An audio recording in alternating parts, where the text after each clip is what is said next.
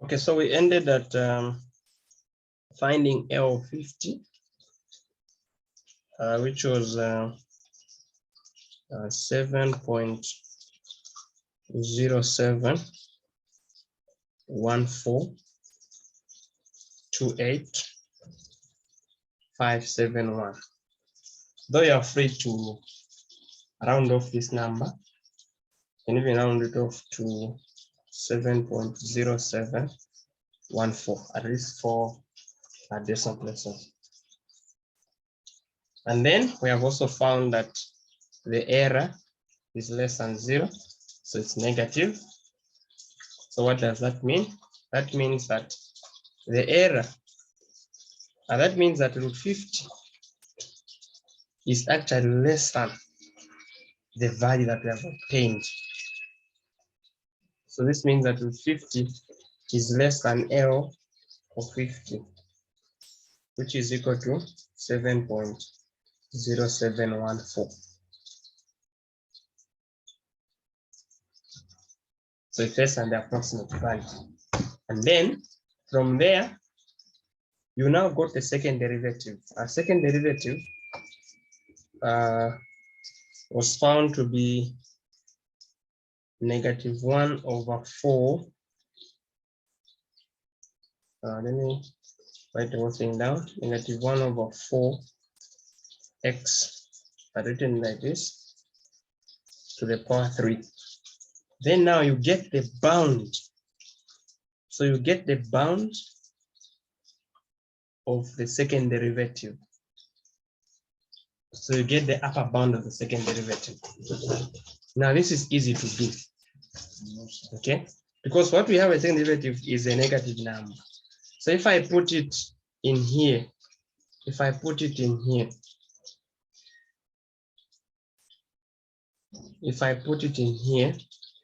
then I'll be sure that this number is actually less than the positive.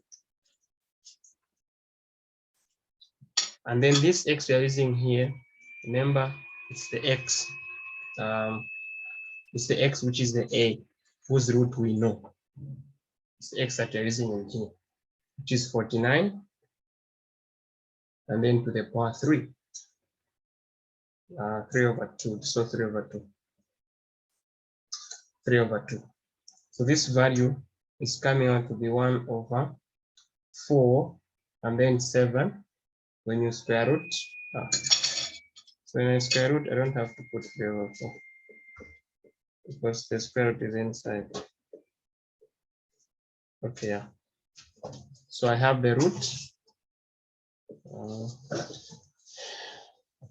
So I have the root, and then I cube outside. Okay. So this is 1/4 root 49, that is 7 to the power 3. So we get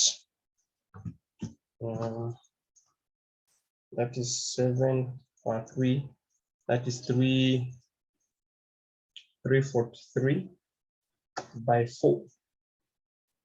That's 1/3. So I have 1/1372.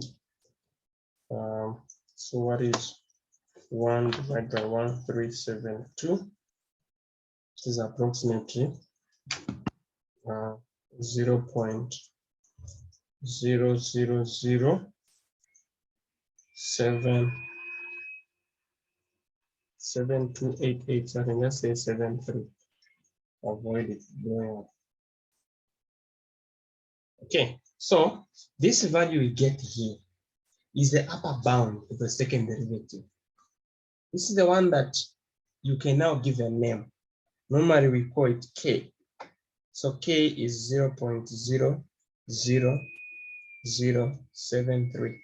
You can also choose to write it as a fraction in case you have not calculated it as a decimal, like that. So when I have this value, then now you would say, okay, so the actual size of the error is, this error should be less or equal to which value?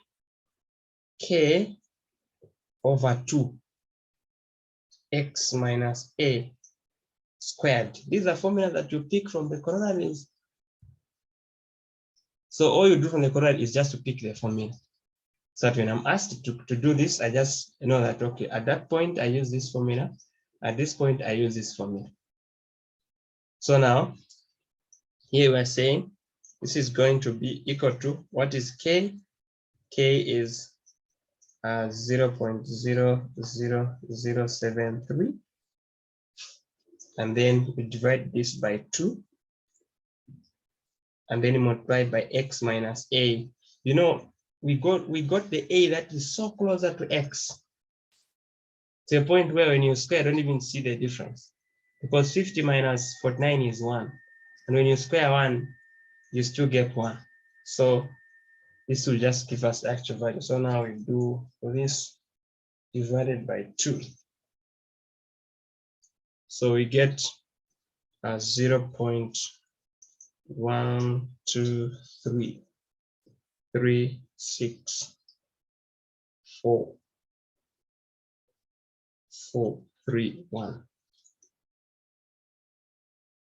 So that's what we get. So now we're saying the error here is going to be less or equal to this number here. That's the error expected. Okay. Then now you want to find the interval. You now want to find the interval. So here we are attempting to find the actual size. But you cannot specify that the error is 2, the error is this. Most of these figures are rounded off figures. Now so you are saying, okay, the error, if it's big, then it should be this value, 0.000364431. But it can be beyond this number. So it will be less or equal to that number. Okay. Remember, we projected that the error here is going to be negative. So here just saying, okay, then the error is less than that number. That's the error which we can make. Now, it being less than that number, then where do you think root 50 is going to lie? Which interval do you think will carry root 50? So you say, okay, the interval that I think will carry root 50, that is the third stage now. Okay, is you get the value obtained in the first place. This value here, we said root 50 is lesser this value. So you say, okay, so that value minus the projected error, the biggest error you can get, 0.000364431. This, when you subtract, should be less or equal to the root of 50, which will be less or equal to without now subtracting the error. 1/4.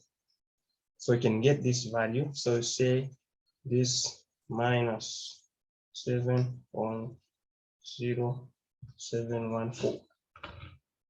So we are getting 7.0710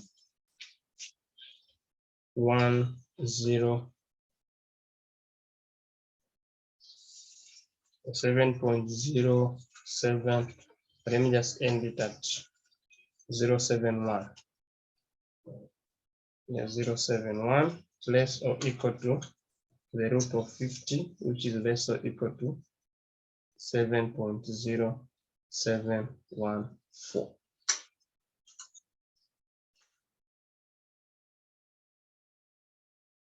So I can put another number here, 0.3. Very, very close. So you're saying in this very small interval here, I'll find the root of 50. So let's see. In reality, what is root 50? Root 50 is 7.0. Root 50 is 7.07106. 0.7812. This is the actual root 50 on the calculator. Having this calculator here is a certain software to approximate, which you can also calculate. It's the error that it made if there was any error. So now I'm saying, according to this software used by the calculator, this is the actual root 50. But the interval is giving us an interval where you find root 50. And for sure, the left is 7.07103. 0.07103. Here we have a 3. And on the right, we have 0.714. Here we have 4 on the right. So it's bounding it in between.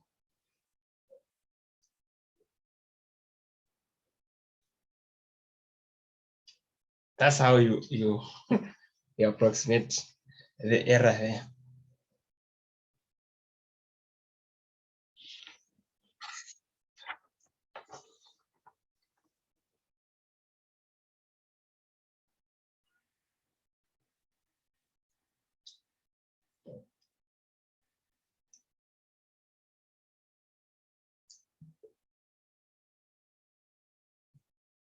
So let's go to, so we've done, at least we've done something that came with cos, and also we've done something with the decimal. So let's try and see if we can also understand this trig ratio. All the pieces, we use the same. We use suitable.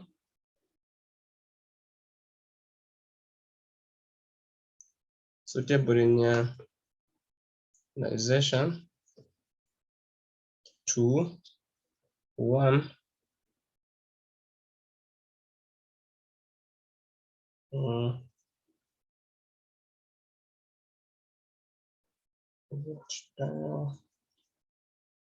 One to approximate the value, to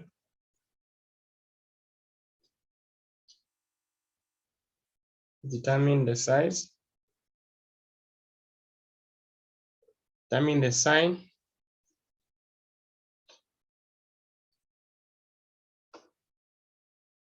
of the error, and the actual size. So estimate the size, and then use 1 and 2 to specify the interval.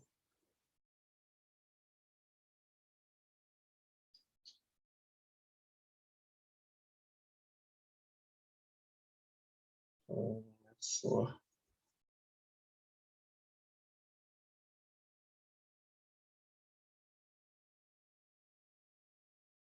sweet.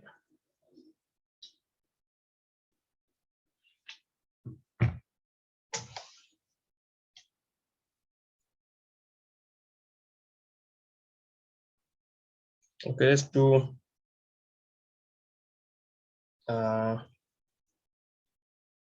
do sine 33.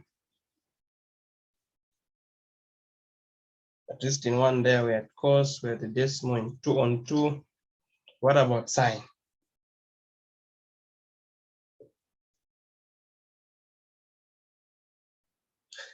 Definitely. Things are bring that thing. Okay, so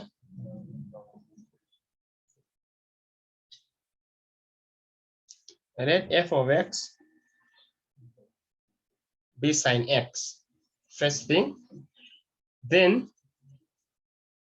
we have the value that you're dealing with is 33 as an angle. So look for an A that is now a special angle closer to 33. So of course that should be 30.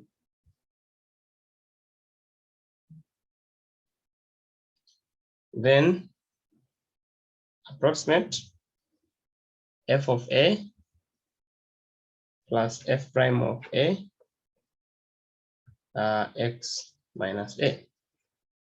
So what is f of a? So we're looking at f of 30, that is sine 30. Sine pi over 6 is half. And then we differentiate. So we get f prime of x. That's going to be cos x. Then now we do f prime of 30. That is cos 30, which is cos pi over 6. That is the root of 3 over 2.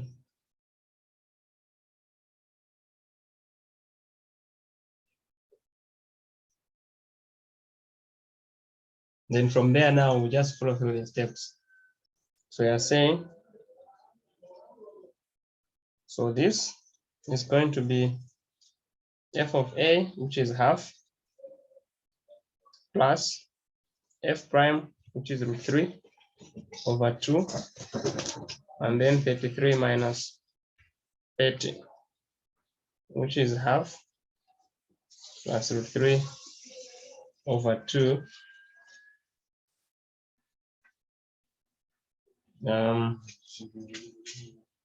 3 minus 30, this is 3 here.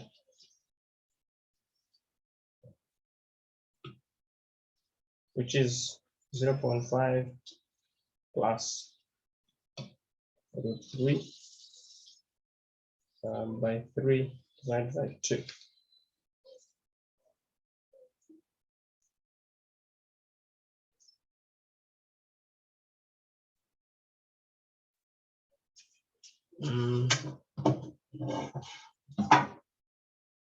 So these values for approximating on the trig, in most literatures, there's need to fix the angles around. Don't throw them away completely.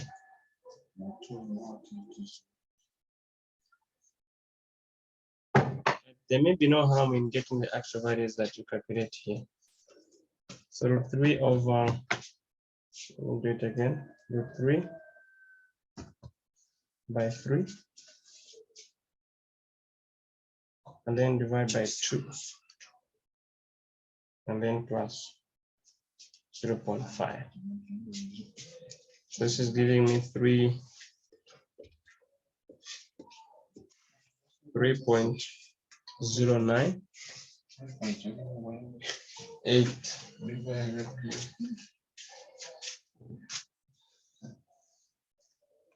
But you find that in most of the books that you read, here they do this. They get the root of 3 over 2. And then instead of picking this 33 and 30 as they are, they would pick them from the angle point of view and attach. So here you'd say 33, and then you put pi on top, which is 180, and then rub it immediately. So you'd put another 180. You know pi is 180. And then you divide by the same 180. So that's just 1. And then minus, you do the same to 30. So you do 30, and then pi over 180. So this is the same thing as half plus root 3 over 2, 180 down, and then on top you have the 3 pi minus 30 pi, which is now 3 pi. This thing, this pi of 180 is the same thing as 1. Okay, but it changes the value if you use it. Because now we get to 3 by 3 pi divided by 2 by 180.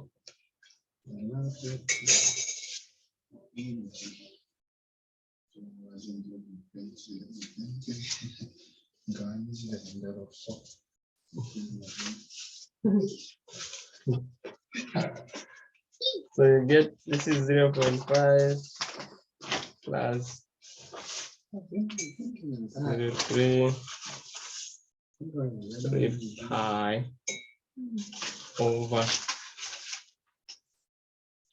180 by 2 here. So what's the active value? 3 by 3 pi divided by 2 by 3 pi by 3 equal divided by 3, yeah, and then plus 0.5. So the value becomes a bit small in use, so that you would get 0.5,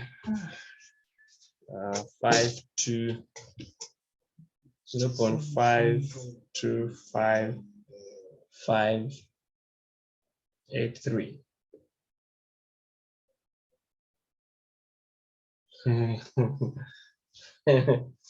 Not to break. I almost get into 21. So that's a value that we find here. We're not getting that.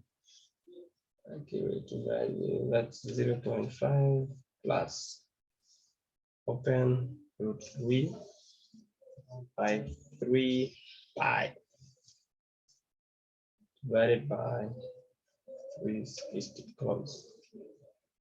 Okay, so it's 0.54, yeah. 0.5453449, then you round off, we get 45. Okay. So I wanted to get this value, 0.545345. If you punch this correctly. So what's the difference? Sine 33 is 0.544. Okay, so okay. So now when we get this, we are saying this is the approximate value of sine, 0.545345. Now you get the second derivative, you know the sign, f prime prime of x is equal to, so the f prime of x is cos, so we get negative sine x. And then which interval are we using? We're using 30 less than x less than 33. So in between there,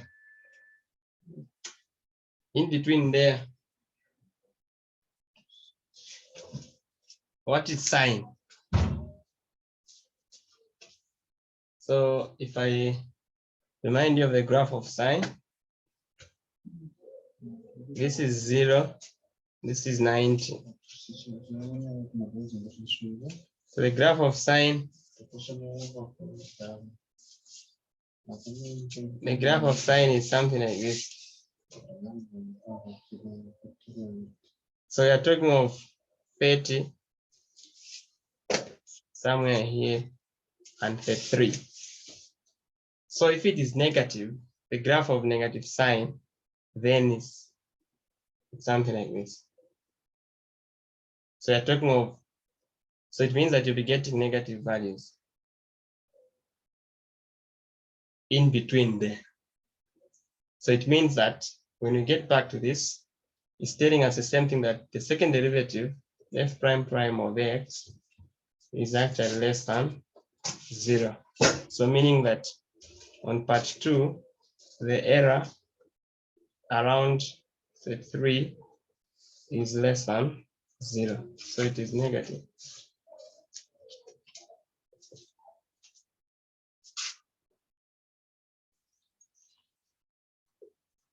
And then we now go to its size. So the size is going to be you get the bound of the second.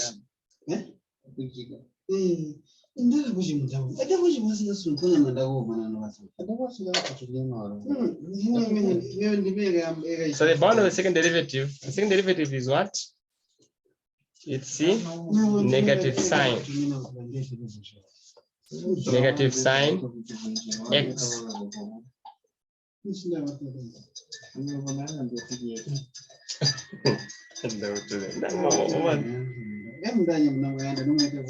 So the second derivative is sine. So when you get it's the bound, you're getting the bound of sine there. So you know the bound of sine of sine in that case. Hello? Sir, I'm getting some feedback and you are failing to control. So maybe mute everyone. I'm having a class. They're complaining that they can't get me properly because of the noise. What time are you in class? Approximately 21. 21 hours. Those are the 10 minutes. We'll give you 5 minutes to conclude. Because we need to eat. You like this? Thank you.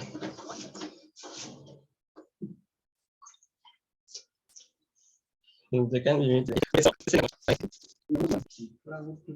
so the bound of here is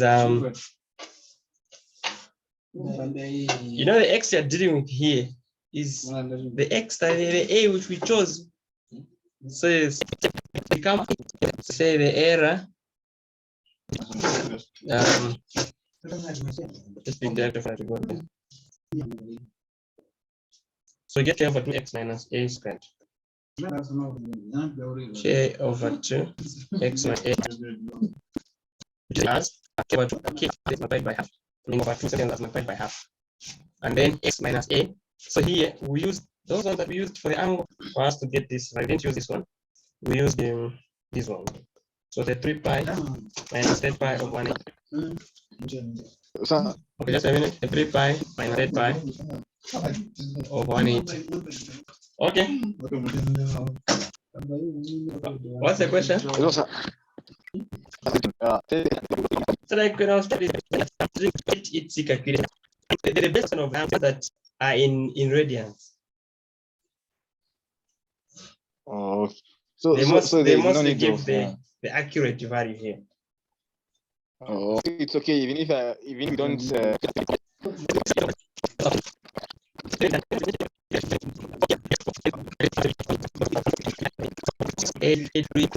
Approximate value there that we get.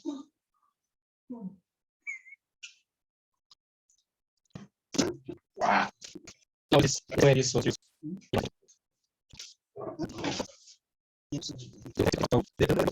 5 4 5 3 8 9, which is less than the initial value now. 3 4 5. So this means that time will find that the error is positive. You won't subtract on the left. You add on the right. The left. So if you should get 0.4, the error is to be positive. Then and then right is you everything. So you have Lx minus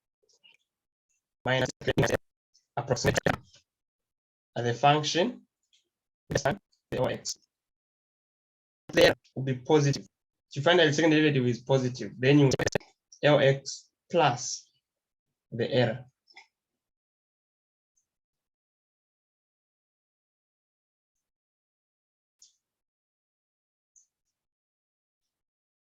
But here you need to check. It can be minus. So